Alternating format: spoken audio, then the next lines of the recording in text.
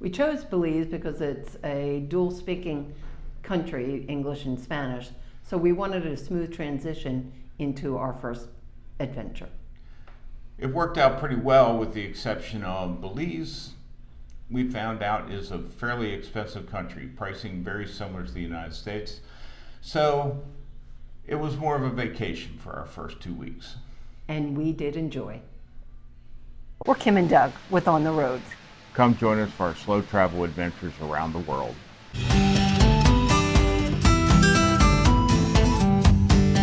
After overnighting in Belize City, we took a water taxi to San Pedro Island with a quick stop at Key Calker.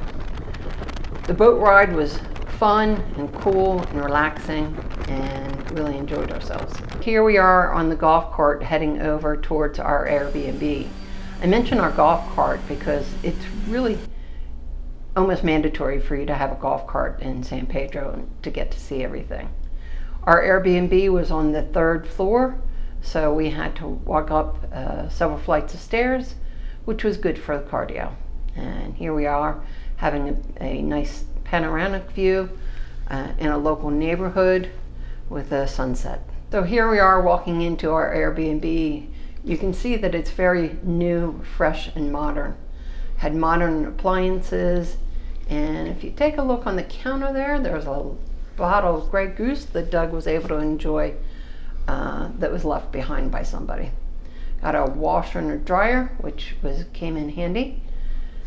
And then we're heading over towards the bathroom area. And my apologies, I think I used the restroom before Doug started taking the video, so apologies for any mess there. But as you can see, it's nice, big and modern, and this great walk-in shower that we were able to use.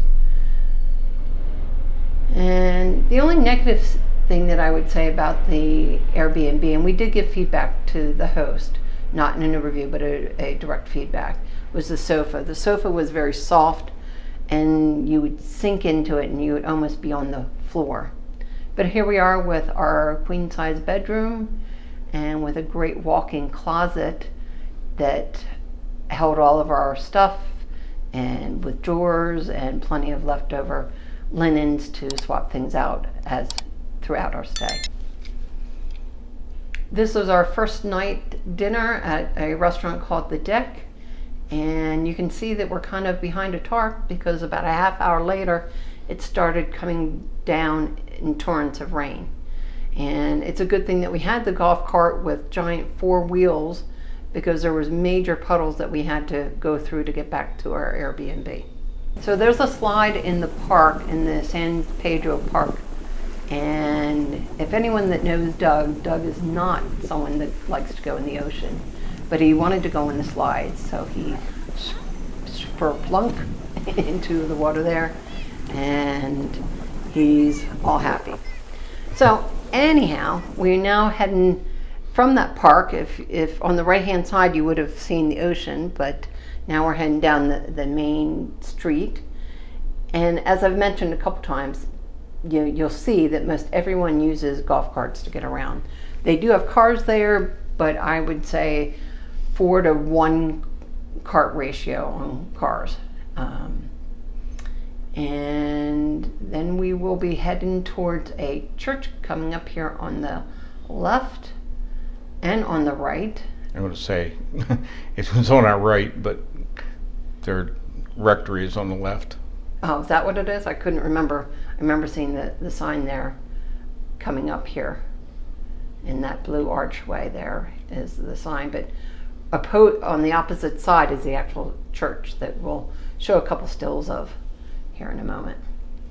What I didn't mention, in the park, they still had the Christmas decorations up because they were still celebrating the Epiphany, and the church was equally still decorated for the Epiphany. And what I really love about this shot is just the view all the way from one side of the door to the other to the ocean. And as I mentioned, still celebrated Christmas there, the Epiphany. So here we are at the beach club to listen to live music with new friends that we had met. And in the background here you can hear the music. That train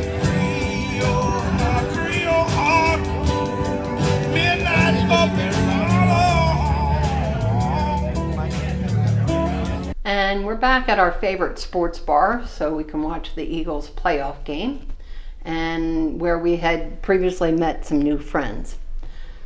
Earlier in the day, Doug was able to get a shot of the runway, which is right next to the sports bar, and taking a couple pictures of takeoffs and landings. They're prop planes coming from Belize City and holds about 20 people or so.